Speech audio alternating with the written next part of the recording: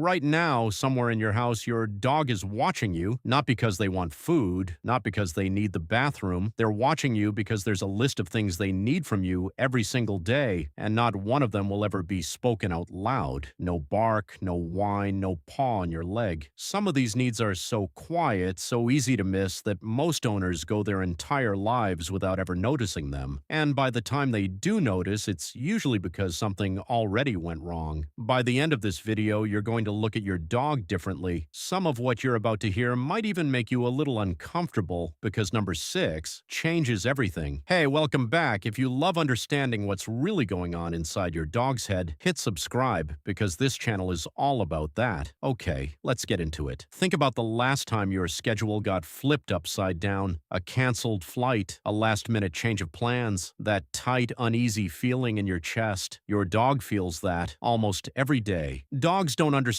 "I'll be back in 10 minutes" or "we're doing something different today." They can't check a calendar. They can't read a text message that says plans changed. All they have is pattern. Routine is how a dog makes sense of a world it can't explain to itself. Behavior experts believe that consistent routines lower a dog's baseline stress because predictability tells the nervous system it's safe to relax. When meal times, walks, and departures happen at random, a dog's body stays a little more on edge, a little more braced for the unknown. They're not being needy when they follow your morning routine step by step. They're orienting themselves in a world that never explains itself to them. And that quiet dog lying by the door every evening around the same time, that's not a coincidence. That's trust, built one repeated moment at a time. But predictability alone doesn't make a dog feel safe. There's something else going on underneath it, something most owners have never even considered. Ever notice how a dog with too much energy often isn't actually tired, they're bored? We tend to think exercise is the answer to every restless dog. Run them harder, walk them longer, but a dog can be physically exhausted and still be unraveling on the inside. That's because dogs weren't just built to move, they were built to work. For thousands of years, dogs herded, guarded, tracked, and problem-solved alongside humans. That instinct didn't disappear the moment they became house pets. It's still running quietly under the surface in nearly every breed. Research suggests that mental stimulation, sniffing, searching, solving small puzzles, can be just as tiring and just as satisfying as physical exercise. A 10-minute scent game can settle a dog in a way a 30-minute walk sometimes can't. Without a job, even a small one, a dog starts to invent its own, and that's usually when the chewed shoe, the dug-up yard, or the shredded couch cushion shows up. It's not disobedience, it's an unspent purpose, looking for somewhere to go. Give a dog a task, even something as simple as finding a treat you hid under a cup, and watch their whole body change. That focus, that stillness, that's a mind finally getting to do what it was built for. But even a dog with the perfect routine and plenty to do can still be struggling with something invisible, something that has nothing to do with their body at all. You've probably seen it. A dog cowering during a thunderstorm, even in the safest room of the house, trembling at a vacuum cleaner, freezing when a stranger reaches out too fast. Our instinct is to say, "You're fine. There's nothing to be scared of." But your dog isn't asking you to fix the storm. They're asking you to be a safe place inside it. Many trainers observe that a dog's sense of safety depends less on the absence of danger and more on the presence of a calm, trusted figure nearby. It's not about removing every scary thing from their world. It's about being the steady point they can return to when the world gets loud.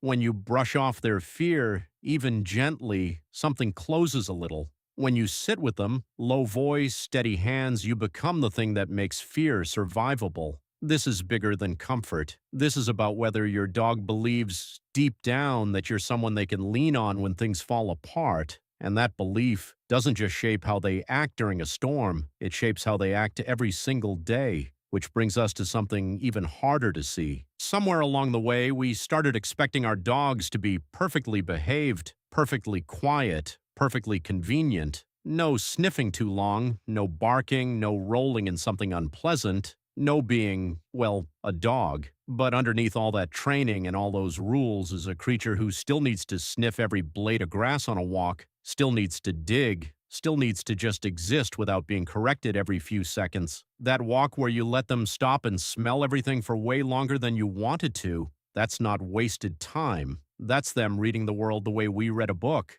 Behavior experts believe that allowing dogs unstructured time to explore with their nose actually reduces anxiety and improves overall well being because it lets them engage the part of their brain they rely on most. When every moment is managed, corrected, and controlled, a dog can start to feel like there's no space left that's actually theirs. They're not asking for chaos, they're asking for a little room to just be who they are. And when you give them that room, even just for 10 minutes a day, something in them softens. You'll see it in their eyes. This next one is the one most owners never even think to look for. Here's something hard to hear. You can love your dog with your whole heart and still misread almost everything they're telling you. That yawn when you lean in for a hug might not be tiredness. That slow tail wag when a stranger approaches might not be friendliness. A lot of the signals we interpret as affection are actually your dog quietly asking for space. Dogs speak almost entirely through body language.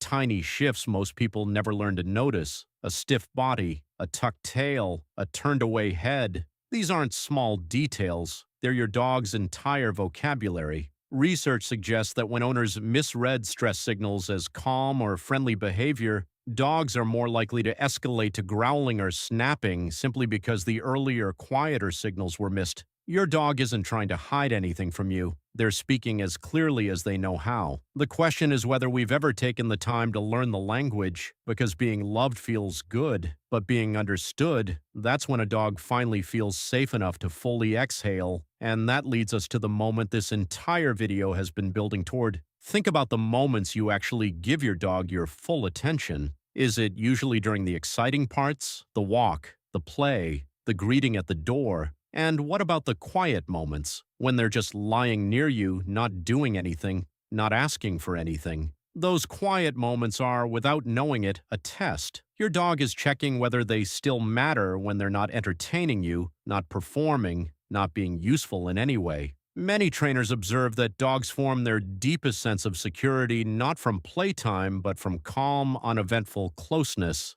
simply existing in the same space as their person, with no expectations attached. If your dog only gets your full attention when they're doing something impressive, they slowly learn that stillness isn't enough, that just being there isn't enough. But if you sit down next to them for no reason at all, no treats, no training, nothing to prove, you're telling them something they can never ask for directly. You're telling them, you don't have to earn this. You already have it. And that single belief, that they matter even in the quiet, unremarkable moments, might be the most important thing you ever give them. And here's the one thing tying every single point together. All of this, the routine, the purpose, the safety, the freedom, the understanding, the quiet closeness, requires the one thing we always seem to have the least of: time. Your dog's entire world is you. Not your job, not your phone, not your to-do list, you. While we're busy living our long, complicated human lives, our dogs are living a much shorter one, almost entirely wrapped around the hours we choose to give them. They will never ask you to put the phone down. They will never say, "I wish you'd looked at me today instead of your screen." They'll just wait, patiently, however long it takes. That's what makes this so heavy. Every single need on this list they'll never once demand from you, which means the only way your dog gets what they actually need is if you decide, on your own, to give it to them. So think back to that dog watching you at the start of this video. They weren't waiting for a treat. They weren't waiting for a walk. They were waiting for you to notice them, the routine you keep, the purpose you give them, the safety you offer, the freedom you allow, the language you finally learn, and the quiet moments where you simply choose to sit beside them. None of it will ever be asked for out loud, but all of it will be felt every single day in the way your dog looks at you. If this changed how you see your dog, even a little, hit like, share it with another dog owner who needs to hear this, and subscribe for more. Because somewhere in your house, right now, they're still watching, and they're just hoping you'll understand.